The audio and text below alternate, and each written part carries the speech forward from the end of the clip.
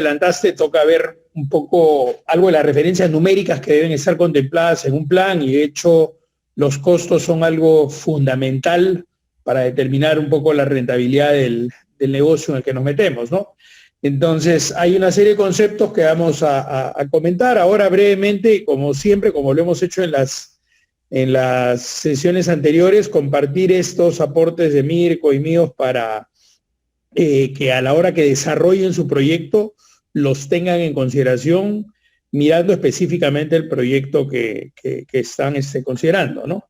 Entonces, acá básicamente en el tema de costos se puede poner una referencia de cualquier tipo de proyecto vinculado a la gastronomía, a un proyecto de exportación de alimentos o de madera o de importación de lo que fuera. Lo importante es que consideremos los conceptos básicos que deben estar contemplados cuando uno costea una operación. Y vuelvo a repetir, es fundamental. Acá no nos podemos equivocar. Acá no puede haber error, porque equivocarte puede significar pasar de azul a rojo, ¿no? Entonces, en cada proyecto, identificar con precisión los costos es básico, ¿no? Y es lo que se invierte o se asigna de dinero para poder desarrollar una producción y comercializarla, ¿no? Como se plantea acá, como propietario de un negocio necesitas saber en detalle los costos de tus productos o servicios para poder determinar los precios y definir finalmente si tu negocio es rentable o no lo es, ¿no? Hay negocios que pueden parecer atractivos y cuando uno los mete a una estructura de costo dices, oye, el maracuyá que tenemos es espectacular, de mejor calidad que el que se produce en Centroamérica, en Brasil, en África, etcétera, etcétera. Pero llegamos en un momento al mercado y es un momento en el que tienen sobreoferta, porque tienen producción local, porque tienen oferta de varios otros países, el precio se cae y con esos precios nuestros costos están por encima del precio de mercado. Se acabó el negocio. Y preferible hacer el ejercicio y darte cuenta que no va y no forzar el papel por gusto, tratando de que aparezca como rentable algo que no lo es, ¿no?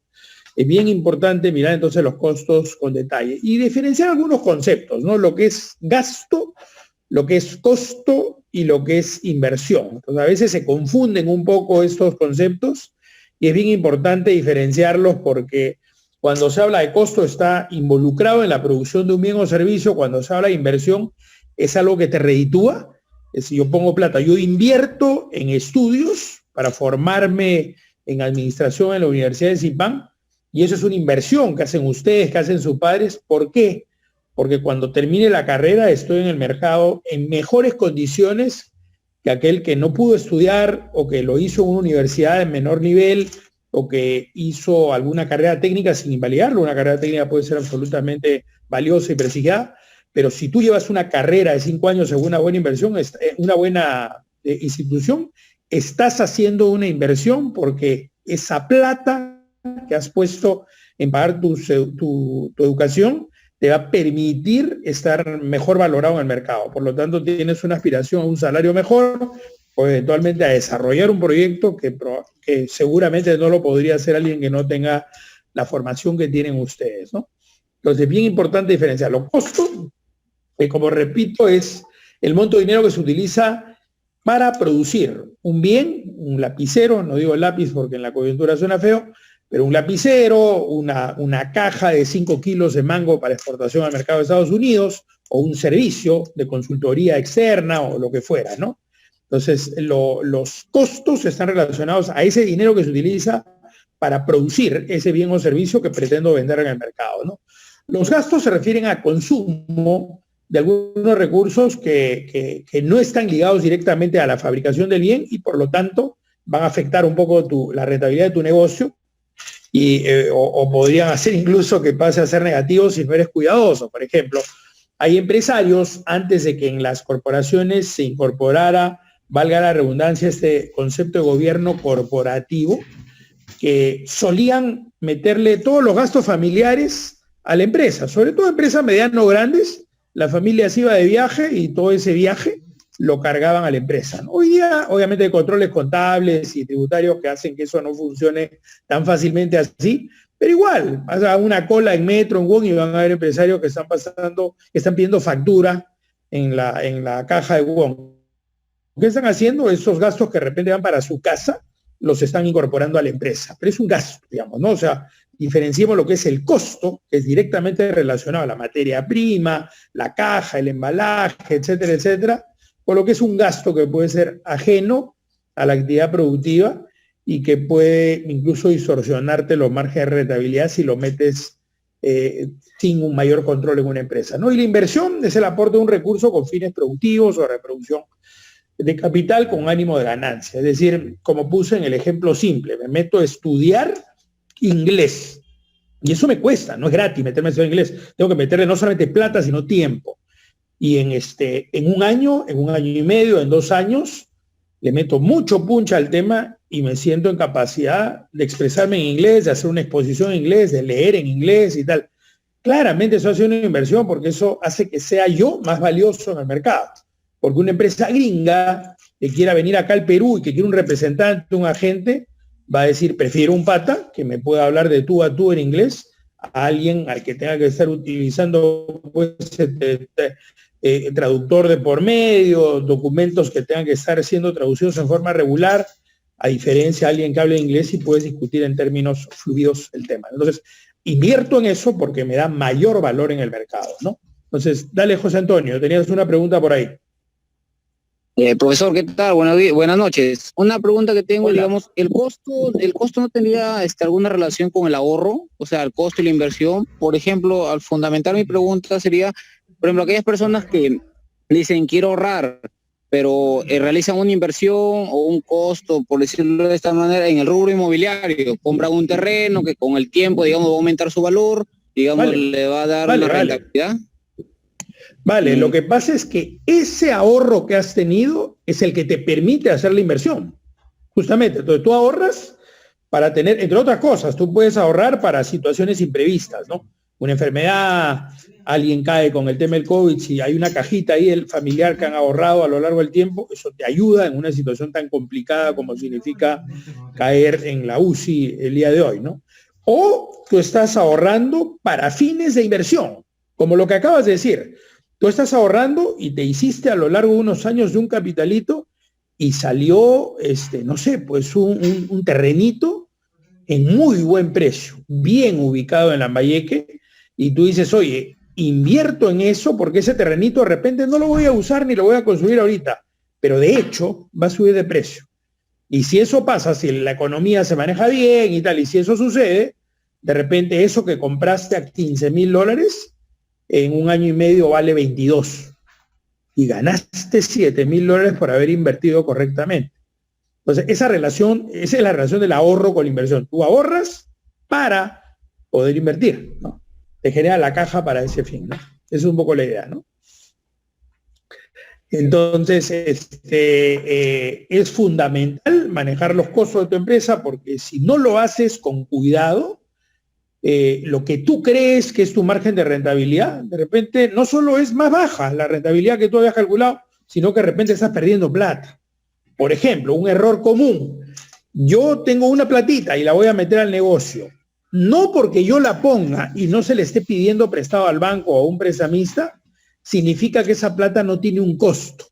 Eso es lo que se llama el COC, el costo de oportunidad del capital. Aunque yo tenga la plata, le tengo que asignar un costo en mi estructura. ¿Por qué? Porque por lo menos esa plata debería rendirme lo que me rinde en el banco, aunque sea poquito, pero al menos eso debería ponerlo como un costo del capital, ¿no? Aunque tenga la plata. Si no la tengo va a ser evidente, porque le pido plata al banco y tengo que grabar el interés que el banco me cobra. O si le pido a un prestamista, peor, porque la tasa va a ser más alta todavía. Pero repito, aunque yo lo ponga, es un error no asignarle un costo ahí, porque eso tiene un valor. Es más, por ejemplo, tú, José Antonio, dice, yo voy a ser el gerente de la empresa, voy a chambear en la empresa, no solamente voy a montar el proyecto para que alguien lo implemente. Yo lo voy a implementar, yo voy a ser gerente. Asígnate un sueldo. Por más que tú digas, oye, arranco y me asigno un sueldo súper bajo y más bien un variable, y ya cuando crezca el negocio me asigno un sueldo mayor. Perfecto. Pero es un error que tu hora hombre, que estás metiéndole 10 horas al día, le ponga 0. Entonces estás ganando plata, pero te estás engañando a ti mismo, porque estás diciendo, estoy ganando plata, pero me estoy asignando un valor 0. Y tu tiempo te aseguro que no vale 0. Pues. Te aseguro que no vale 0, ¿no? Entonces, siempre piensen en costos. Cada cosa que ustedes están estimando la materia prima, el proceso, los tiempos, la mano de obra involucrada, significa un valor. Y eso hay que estimarlo para tener una idea clara de cuánto estás ganando, ¿no? Entonces, obviamente para ese fin te ayuda a tener una idea de precios, porque yo voy a calcular mis costos y lo voy a comparar contra los precios de mercado, ¿no? Y cuando tengo claro mis costos, también puedo ver dónde puedo estar teniendo costos demasiado altos, ¿no? De repente estoy comprando cajas de cartón corrugado y no me estoy dando cuenta que tengo 8% de merma, porque son cajas de mala calidad, se rompen en el cargado, se humedecen y al toque ya no sirven, a diferencia de las que tienen doble corrugado, qué sé yo. Uy, de repente esa no es la caja que yo necesito. Necesito una caja mucho más sólida, aunque me cueste más, pero mi merma se vuelve cero. Y además tengo menos rechazos en la exportación porque mi cliente se da cuenta cuando yo estoy ahorrándome en el empaque. Eso se nota al toque, ¿no? Y tomar mejores decisiones en el manejo del negocio, porque si tengo mis costos bien puestos, sé cuáles son mis números, cuál es mi rentabilidad, y por lo tanto puedo decidir ese margen de utilidad que yo calculaba, en qué lo voy a invertir para seguir creciendo. Tengo que tener una idea clara si ha pasado un año y mi margen de utilidad es 3.000 soles, o 30.000 soles, o 300.000 soles. Tengo que tenerlo claro, ¿no? Y en función a eso planifico la proyección de mi empresa hacia adelante, de mi negocio, ¿no? Los costos se calculan agrupándolos por categorías. Entonces yo tengo costos de personal, y vuelvo a repetir, no solamente el personal que contrato, sino si yo mismo me involucro en la gestión, eso tiene un costo. Eso tiene un costo. De repente, cuando tú ya creces y desarrollas bien tu negocio, tú podrías decir, oye, voy a liberar tiempo porque tengo capacidad para crear negocios. Voy a crear un negocio colateral o voy a desarrollar una línea nueva y se justifica que mi hora hombre, que es cara, la delego a un tercero. Entonces, contrato a alguien más junior que administre, gerencia de la empresa, y yo voy liberando mi tiempo porque voy a desarrollar nuevos negocios o viajo para conseguir contratos con clientes y tal, pero pongo un administrador del negocio. Y eso le pasa a muchas empresas. Cuando crecen, se dan cuenta que para lograr ese desarrollo le han metido 18 horas al día y que no era tan bonito como pensaban, que son sus propios jefes, se pueden relajar. No, les metes mucho más punch. Pero cuando ya vas creciendo, puedes comenzar a delegar parte de esa tarea, y eso significa contratar personal, ¿no? Obviamente el costo de los materiales, la materia prima, los insumos, material de empaque y embalaje, los costos del capital, lo que les acabo de decir, si lo pongo yo, o si lo pone el banco, o si lo pone un socio, como fuera, ¿no? Y todos los otros costos colaterales, que pueden ser costos variables. Tengo una oficina alquilada, tengo el teléfono, la luz, el agua, que se consumen en función a cuánto produzco, ¿no? Pero ahí tenemos un detalle, digamos, de algunos costos que son fundamentales, ¿no? El costo de personal, repito, calculen bien cuántas personas se requieren, y obviamente si estoy arrancando un negocio, en muchos casos contrato el mínimo de personal, y lo que hago es más contratar gente a tiempo parcial. Probablemente a medida que el negocio avanza, podrías decir, oye, vale la pena contratarlo a tiempo completo, ¿no? Pero eso hay que diferenciar. ¿Cuándo corresponde a tiempo completo? ¿Cuándo corresponde a tiempo parcial? De repente ustedes dicen, oye, hay un par de tíos, mi viejo y 2 tíos que han trabajado en la banca durante 30 años, ya se jubilaron, hay que meterlos a la empresa. No creo que te aguante un proyecto que recién arrancas que le pagues a esta gente senior, pero sí podría decir, oye, de repente lo tengo como un asesor de consultoría puntual. Me asesora antes de pedirle la plata al banco, en qué moneda, en qué plazo, como negocio, y le pago un costo por esa consultoría, no lo contrato para que esté en forma permanente. Pero lo importante es ahí diferenciar, si es personal a tiempo completo o tiempo parcial, cuántas personas. Como suele arrancar cualquier proyecto, a veces arranca solo, no tú eres el multiuso y haces absolutamente de todo, o arrancas con 2 personas, con una, y se asigna un sueldo bajo. Sería una locura decir, yo entro de la empresa, entonces me asigno un sueldazo. No, pues, o sea, ponte un fijo y una participación y un variable, y a medida que el negocio va creciendo, tú puedes decir, oye, arranqué con el mínimo y voy progresivamente levantándolo en la medida que el propio negocio vaya funcionando, ¿no? Entonces, eso es clave, ¿no? De hecho, en este ejemplo que se mencionaba de gastronomía, tú puedes tener distintas categorías, ¿no? El chef, el panadero, el asistente, el operativo, el administrativo.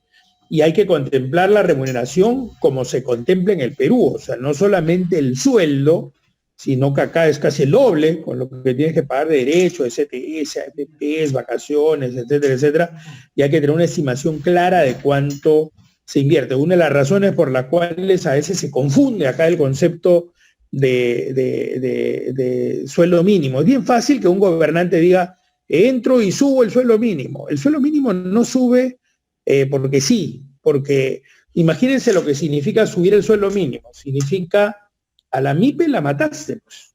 La MIPE iba a contratar a 2 personas y ahora le subes 15% del sueldo mínimo, ya no las puede contratar, pues. Contratará una. En lugar de haber beneficiado a 2 personas, perjudicaste a una, porque ya no la van a contratar. O sea, a veces se cree que se sube. No es que se sube porque el Estado lo define, se sube en la medida que la productividad del país y de tu negocio va subiendo. Si tú dices, este pata vale 1.000 soles y me produce 100, este pata no me cuesta 1.000, me cuesta 1.200, pero me produce 200, el segundo es más barato, el segundo es más productivo. Y en función a la productividad, yo preferiría contratar a 2 de 1.200 que a 3 de 1.000 soles, porque el de 1.200 está siendo doblemente productivo. Entonces, les digo eso como concepto general, ya no solo pensando en la empresa, sino pensando en el país. No es tan simple como subo el... Acá es demagogia cuando dicen, le pregunta al ama de casa, ¿qué le parece? ¿El suelo le alcanza? No, no me alcanza. ¿A cuánto debería levantarse? A 2.000. Y sale la nota de prensa, debería el sueldo, la gente reclama que se suba a 2.000. Eso es demagogia pura. Así no funciona el tema. Y cualquier proyecto como el de ustedes no funcionaría si el tipo de cambio, si el sueldo mínimo te lo dispara. O sea, suena bonito, ponle, si se tratara eso, entonces ponle el sueldo mínimo a 5.000 y todo el mundo feliz y contento. Así no funciona. Pues no. Lo que generaría es el mayor desempleo, ¿no? Entonces, eso de la materia prima, insumos, evidentemente, como repito, materia prima, y obviamente en tu costeo vas a tener que aprender a mirar cuáles son tus mermas. Compro papaya para hacer papaya en trozos. Y resulta que cuando la pelo, cuando la selecciono, cuando la clasifico, tengo un 4% de merma, de basura. Del peso original, tengo 4% que no me sirve. Eso tiene que ser contemplado en mis costos. Si no lo estoy midiendo, ahí se me puede ir la rentabilidad, ¿no? Y en granos, por ejemplo, tu rentabilidad a veces es 6, 7%. O sea, perder 4 puntos ya no es negocio. Para eso meto la plata al banco. Entonces, mucho cuidado con eso. Los costos hay que hacerlos con fineza, con detalle, ¿no? Y todos los insumos vinculados, como digo, cajas de cartón corrugado, bolsas plásticas, sunchos, grapas, todos se contempla ahí, todos los detalles involucrados en materia prima y en insumos para estar absolutamente seguros. Y otros costos, como por ejemplo los costos variables. O sea, yo tengo una oficina, no es propia, es una oficina alquilada, bueno, es alquiler, lo tengo que prorratear entre mi producción. No es que el alquiler lo asigne a mi operación puntual, sino tengo un alquiler y por ese alquiler pago $300 mensuales.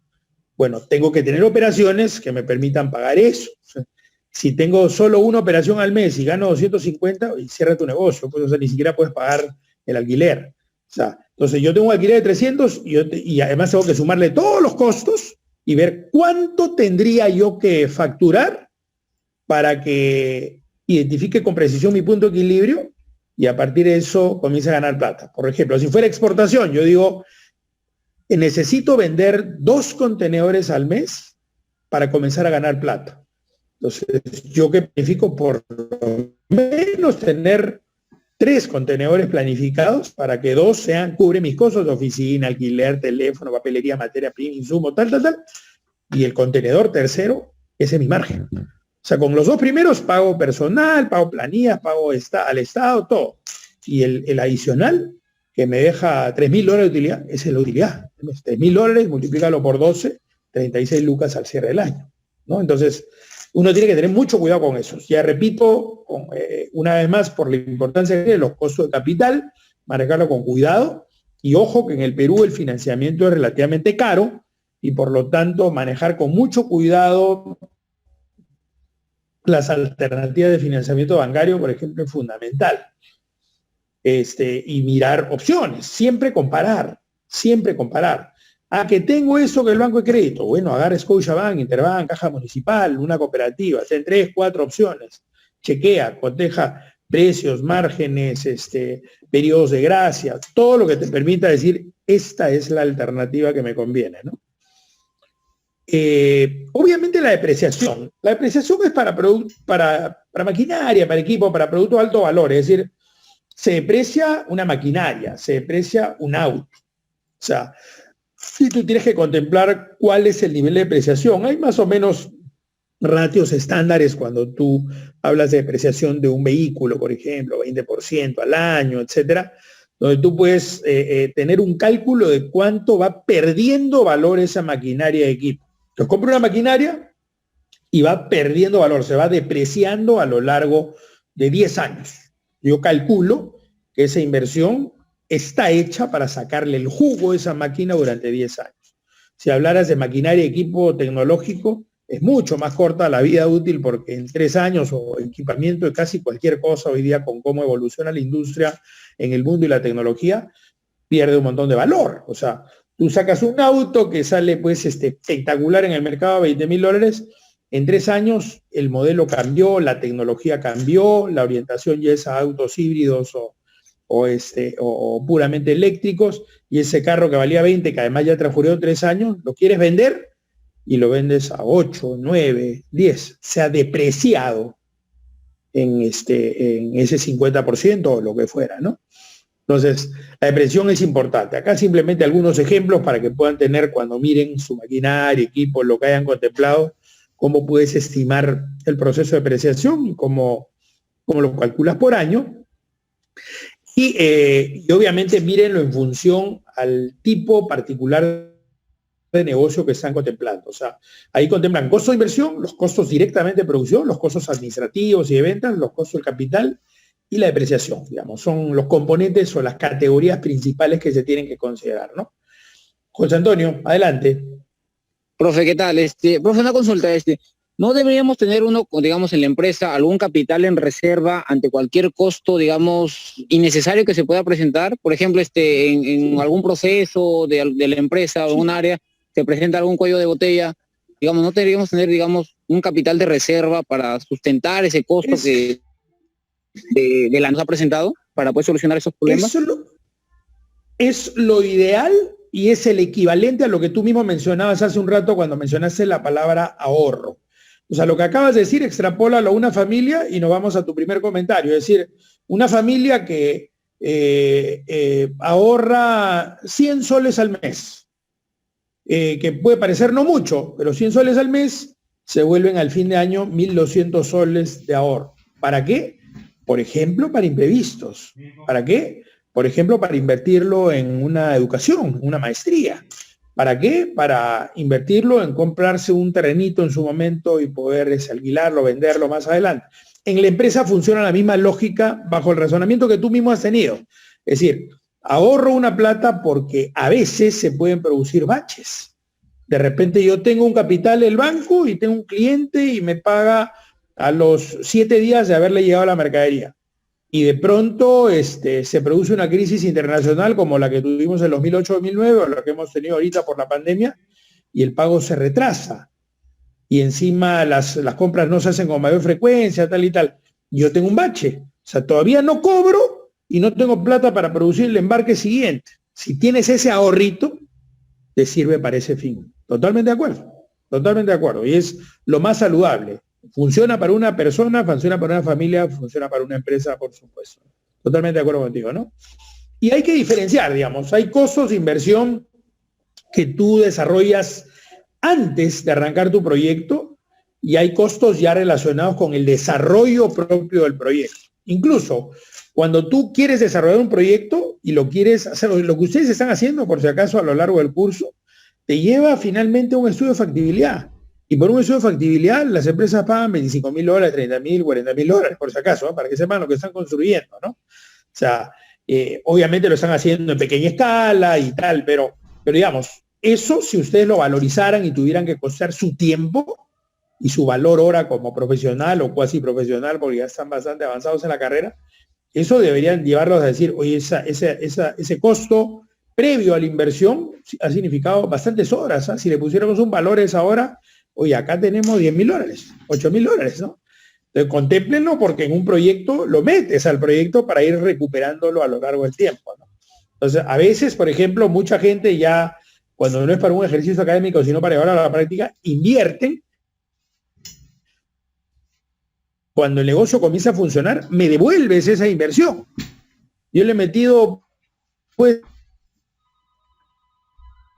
para contribuir al desarrollo de ese proyecto. Cuando la empresa comienza a dar resultados, tú me devuelves mis horitas que le he metido, que tiene un valor, ¿no? Y se la vuelves a cada quien, ¿no? Entonces, hay que tener cuidado con costear bien incluso lo que se costea antes del proyecto, ¿no? Antes de desarrollar el proyecto, ¿no? Entonces, hay costos de inversión y hay costos post proyecto. Los costos previos al proyecto proyectista. De repente hay que levantar información y supone que transporte, comprar base de datos para tener información sobre el mercado, para armar ese estudio de mercado, por ejemplo, has tenido que levantar información que no era gratis, has tenido que pagarla, y si no has tenido que pagarla, tu hora hombre nuevamente vale, y eso te determina lo que es el costo de inversión de arranque, digamos. Antes de que inicie el proyecto, tú estás haciendo una inversión en tiempo y en plata, ¿no? Y los costos de inversión, que es el capital de entrada. O sea, este proyecto, montarlo, cuesta $22,000, ¿no? Entonces, ¿quién lo va a poner? Yo pongo 2, tú pones 4, o otro pone 3, le pedimos al banco 4. La cuestión es que de algún lado sale esa platita y esa platita tiene un valor, ¿no? Por lo menos lo que tendrías como alternativa en el banco, ¿no?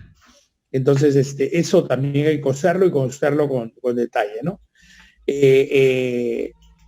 Fundamental, vuelvo a repetir, lo subrayo y lo repetiré tantas veces como sea necesario, no importa que yo esté poniendo el capital, igual hay un costo de oportunidad del capital. Por lo tanto, es fundamental tenerlo, ¿no? Ya mencionamos los costos preoperativos y eso puede ser incluso la toma de un alquiler.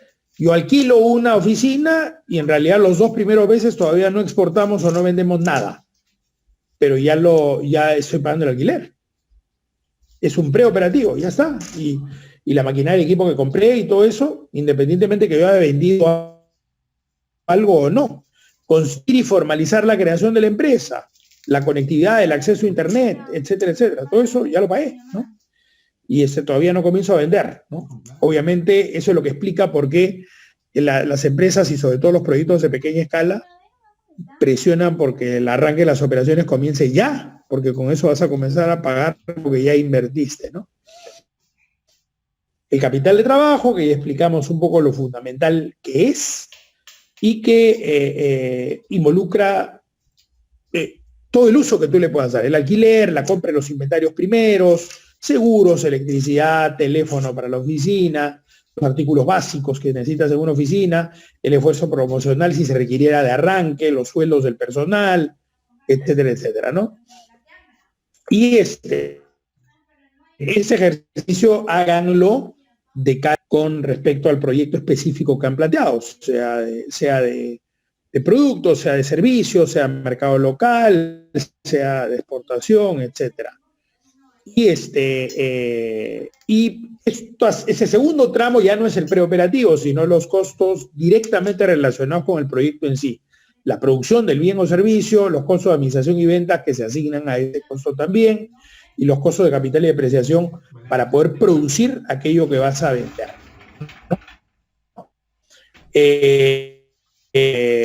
Hay algunos que son fijos y hay algunos que son en los fijos. El alquiler lo voy a poner de todas maneras, ese alquiler de la oficina y de la planta, si es que es una planta alquilada, lo pago, no importa si yo produzco un contenedor o nada o 10 contenedores. Y hay costos que sí tienen que ver con lo que voy produciendo. Las cajas de cartón corrugado van a ser tantas cajas como producción para exportación tenga o para venta en el mercado local tenga, ¿no? Entonces hay costos.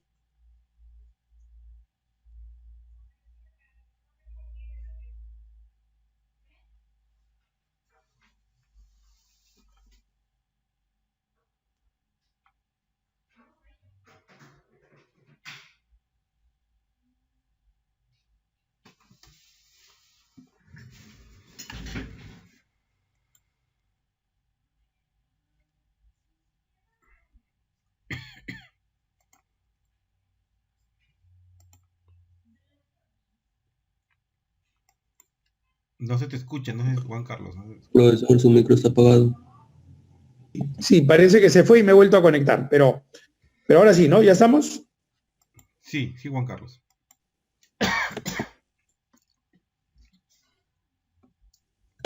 Perfecto.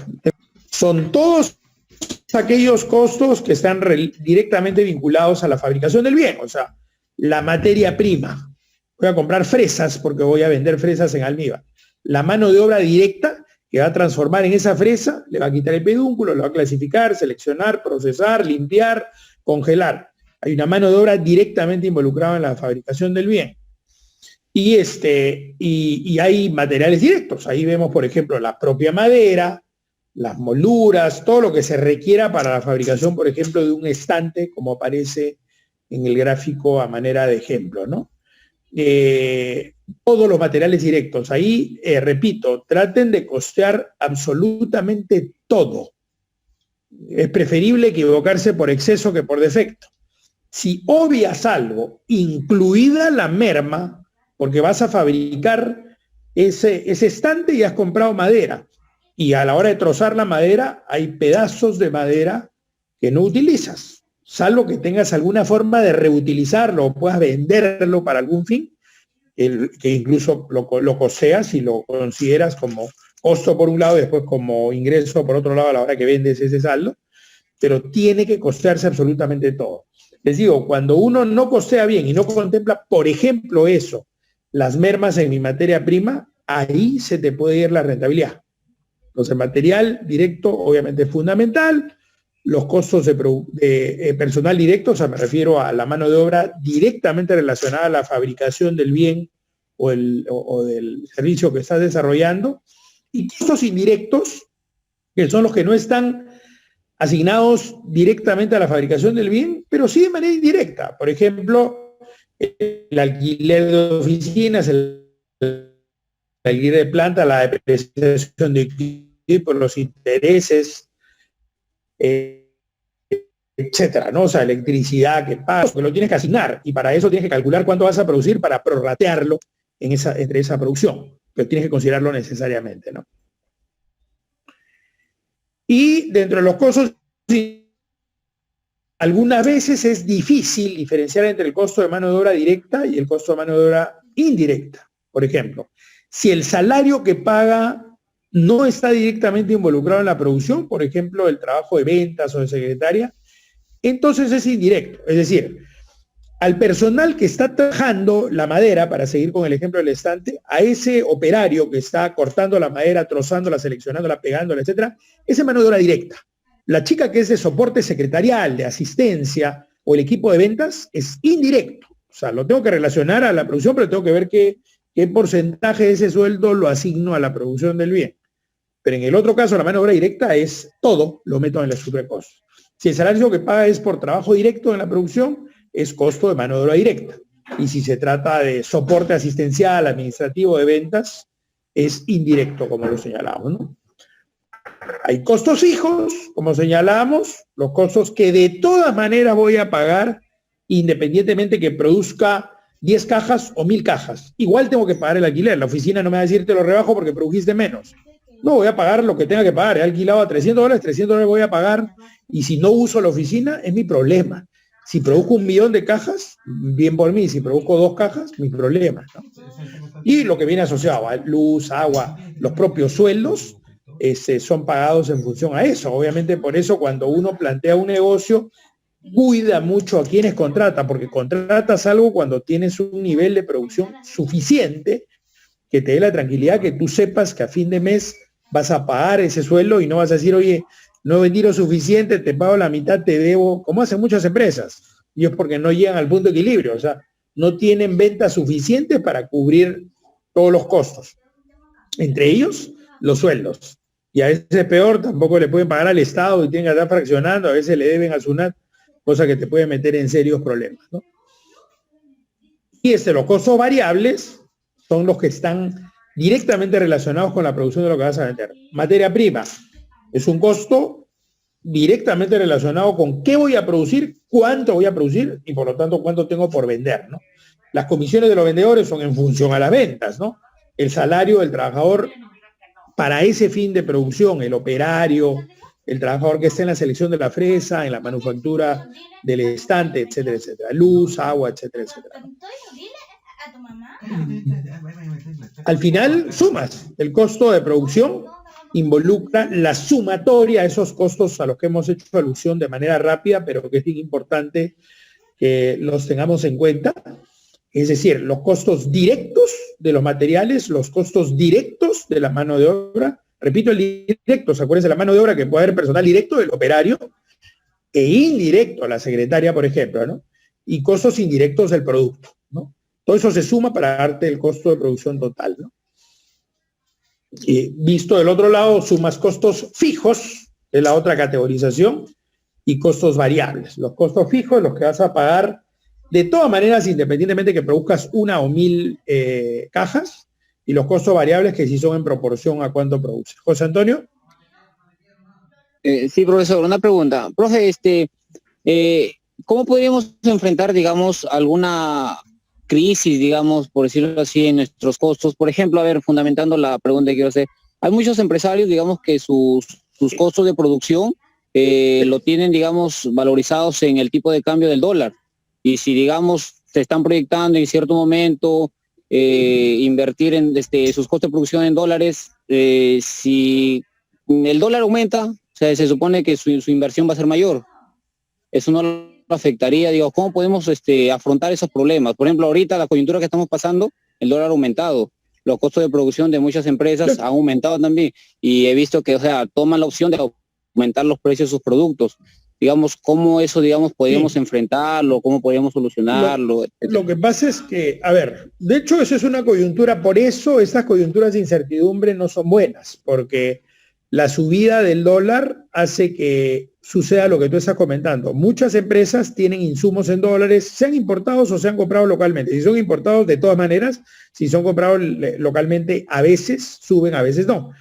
Pero entonces, ahí eso tú no lo puedes controlar. Lo que sí puedes tener es como alternativa algunos otros insumos o materias primas que estén cotizados en soles. Es decir, en algunos casos no tienes opción. Por ejemplo, yo voy a fabricar pan y necesito trigo o harina de trigo y ese es importado en un 80%. O sea, no hay opción. Me va a afectar y me va a castigar. Tú dices, le subo el precio. Ok, en un pan podría ser, porque el pan, como eso, la gente no va a dejar de consumir pan, es como decir gasolina. Quieras o no, tienes que consumir tu gasolina, lo puedes subir. Pero en otros casos, le subes el precio y la gente no te lo compra. O sea, di que tu jean que estás sacando al mercado, ahora lo subes 30%. Bueno, vamos a ver si la gente que te compra te va a aceptar el 30% o no. O sea, depende del producto. Si es un producto de consumo básico, la gente va a estar casi obligada. Por eso pongo a propósito el ejemplo del pan o la gasolina, porque casi estás obligado, porque la gente dirá, pues ya no compro 8 panes, compro 6, pero va a comprar pan, pues el que come pan, ¿no? Bien difícil que digas dieta y ya dejo de comer pan de la noche a la mañana. Pero si se trata de una prenda de vestir comienzas a mirar alternativas y de repente esa prenda de vestir, te acostumbraste a vestirte con prendas importadas porque tú eres bacancito y especial y es importado, pero subió 30% y la verdad es que ya no te da para estarte comprando ropa a ese nivel. Y ves que hay ropa peruana bien puesta, como la hay, y es en soles y no ha subido. Y vale la pena, y cambiaste, viraste de la compra del producto importado por el local porque tu presupuesto no te da. Pues. Así funciona, o sea, simplemente lo que sí tienes que mirar siempre tus costos y ojo, porque si tienes costos en dólares, anda mirando alternativas, porque en coyuntura de este tipo, e inclusive dependiente de lo que pase con nuestro escenario político, podrías tener un dólar caro, lamentablemente, puede hacer que varios negocios cierren sus puertas, ¿no? Si no tienes alternativas, importas en dólares y vendes en soles, estás en un problema. O sea, la gente va a tener menos capacidad de compra y encima le vas a vender a 30% más o 20% más o 40% más, probablemente tu negocio no camine. Así de simple, ¿no? Entonces, siempre mirar alternativas, ¿no? Entonces, ¿cómo evaluar los márgenes de utilidad? Cuidado, digamos, siempre tengan este costeo bien trabajado. O sea, mientras más claro tengas ese costo y contemples variables como los que tú señalas, José Antonio, el tipo de cambio, cómo impacta tu negocio. Algunos negocios los impacta más que a otros. Hay algunos que no, que tienen costos en soles y precios en soles y puedes estar menos afectado, ¿no? El problema es cuando tienes precios en soles y costos en dólares en coyunturas como esta, ¿no? Ahí es cuando sufres, ¿no? Gastos administrativos y de ventas, todos los gastos administrativos, contemplarlos con detalle. El acceso a internet, la luz, el agua, los títulos de escritura, con la frecuencia con la que se requiere. Por eso es que las empresas son súper cuidadosas. Por ejemplo, hay países y hay empresas que no controlan, que tienen un área de suministro y tú pides más lapiceros y más cuadernos y tal cosa, y más tinta para la impresora y tal, y ya, ¿no? Y así funciona. Hoy día ya no funciona tanto así, ¿eh? En la mayoría de los casos, tú tienes una impresora y van sacando la media de impresiones que tú necesitas. ¿Para qué necesitas imprimir hoy día en un mundo digital? Todo es archivo digital, o sea, necesitarás para algunas cosas particulares. ¿Por qué estás sacando 60 copias al mes? De repente la secretaria que tiene su hijo en el colegio o la universidad le está sacando la impresión de sus trabajos ahí. Y las empresas comienzan a ser mucho más cuidadosas en los gastos administrativos porque nuevamente ahí se te puede ir la rentabilidad, ¿no? Y gasto de venta, todo lo que haces, el esfuerzo de promoción, de publicidad, tiene que redituar. Si tú me dices, oye, para vender mi producto voy a hacer una campaña publicitaria masiva y tal. Ojo, ¿cuánto te cuesta y cómo lo prorrateas entre tus costos o cuánto tienes que vender para que esa publicidad se justifique? Pues yo también te puedo decir, saco pues todos los días publicidad en televisión y en radio y tal y tal. Eso en el papel te aguanta todo, pero mi escala de producción aguanta esa inversión de publicidad. Tengo que ver cuál es una escala que corresponde. O sea, puedo subir progresivamente la publicidad, pero no el año 1 le va a meter 200.000 soles de publicidad. No creo que ningún proyectito te aguante, ¿no? Pero dividir los gastos administrativos y de ventas con todo el detalle y ser extremadamente cuidadosos. Cuando digo gastos administrativos, les acabo de poner un ejemplo súper simple para que lo vean. Impresiones. Si tú te darías cuenta, si montas su proyecto en la práctica, que gastabas en energía tanto y ahora gastas mucho más. No, la gente misma no se da cuenta. O sea, tú trabajabas en una empresa, ahora trabajas en tu casa. Pregunta, ¿la empresa te está pagando el internet? ¿La empresa te está pagando el asiento ergonómico y el daño a la columna si estás 2 horas en una silla de sala? La empresa te está pagando, ¿cómo se llama? Los costos de electricidad y luz que estás gastando el doble en tu casa porque chambeas en tu casa. Entonces, cuando tú mandas un proyecto, lo miras con los mismos ojos. Al revés, ¿no? Dices, oye, yo monto un proyecto y aunque esté operando desde casa, tengo mayor electricidad, mayor gasto de internet, etcétera, etcétera. Todo eso debería saber cuánto lo asigno a mi casa, que es lo que siempre gastaba, y cuánto lo asigno a esta chamba porque le estoy metiendo esta energía a eso, ¿no? Entonces, mientras más fino seas en el costeo, más claro vas a hacer en tu margen de utilidad, ¿no? El costo capital y la depreciación, que ya lo mencionamos, que son dos conceptos absolutamente fundamentales y obviamente en el capital, como digo, hay que comparar alternativas y en la depreciación mirar. Obviamente no deprecias un lapicero, un borrador no se deprecia, pero sí se deprecia una impresora, sí se deprecia una computadora, sí se deprecia un equipo de envasado, un camión, ¿no? La depreciación, o sea, como digo, tú puedes hacer estimaciones, cuánto se deprecia o en qué tiempo se deprecia una mercadería. En 8 años esa máquina, en 10 años es un auto, es una camioneta y le vas a sacar el jugo de esa camioneta. ¿En cuánto lo deprecias? En 7 años. Perfecto, considero una depreciación para 7 años y costealo. Claro cuánto va perdiendo valor y cuando lo tengas que vender al final, a cuánto lo vas a vender. Acá esto revísenlo. Acá hay ejercicios numéricos, Mirko ha puesto unas tablitas que son súper útiles para que puedan revisarlo de cara al proyecto específico que tienen. Y ahí van a ver cómo le van asignando, son cuadros que lo van asignando con facilidad, son Excel que te permite jugar y en función a ese total tener esas simulaciones, ¿no? ¿Qué pasaría si esto sube a tanto? ¿Qué pasa si más se mueve acá? ¿Qué pasa si más acá, cuánto me afecta, sumamente valiosos para eso, ¿no? Y acá, miren, digamos, obviamente una agencia de marketing digital, como podría haber puesto una empresa, una cafetería, pues en el centro de Lambayeque, como podría ser la exportación de jugo de maracuyá al mercado inglés, o como podría ser la importación de repuestos para motos para venderlo en el mercado local. En todos los casos, la misma lógica, sea importación, sea exportación, sea venta local, sea producto, sea servicio, la misma lógica de armar una estructura de costos con costos fijos, variables, directos, indirectos, no olvidar la depreciación, no olvidar el costo de oportunidad del capital, para tener números claros. O sea, no jugar bien con esta parte que van a entrar a ver en su proyecto, que es la parte de costos, es arriesgar todo. Es arriesgar todo. O sea, porque eso, la parte numérica es la que determina si esto vale la pena o no vale la pena. Si esto vale la pena o no vale la pena. Bien importante. Bien importante, ¿no? Y acá varios ejercicios que revísenlos, digamos, para ver empresas, modelos de empresas y ver en ese perfil de empresa, sea de producto o de servicio, para mercado local, para exportación, cómo plantearían los costos, lo cual puede ser un referente para los costos que ustedes están asignándole al proyecto que han elegido, ¿no? Tienen varias ideas ahí con las cuales pueden hacer comparaciones y pueden utilizar, repito, estos Excel que te permiten simular escenarios para poder, ¿cómo se llama?, jugar con tus márgenes de rentabilidad.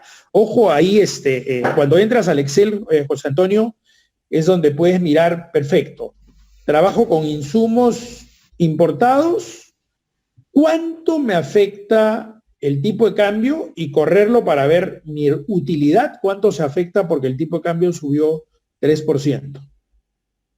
De repente impactó en mi rentabilidad un punto porcentual. Yo iba a ganar 12%, ahora voy a ganar 11%. Y si esto pasa, esa evaluación de 3% a 6%, voy a bajar a 10%. O sea, ese tipo de ejercicios y ese tipo de simulaciones es importante hacerlo para ver dónde está. Por ejemplo, mira mi estructura de costos, si dices 80% de mi estructura de costos la...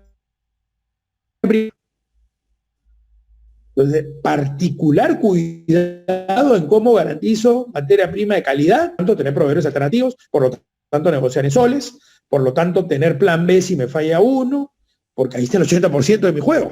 No me puedo dar el lujo que me falla porque se acabó el negocio si me falla el proveedor de la materia prima. Entonces, en la propia estructura tú te estás dando cuenta de dónde están los puntos críticos, ¿no? Entonces, bien importante verlo y chequeen en esta página que ha levantado Mirko, tiene mucha información y de simulaciones que les puede servir también para lo que hemos estado viendo, ¿no? Entonces, ahí estamos.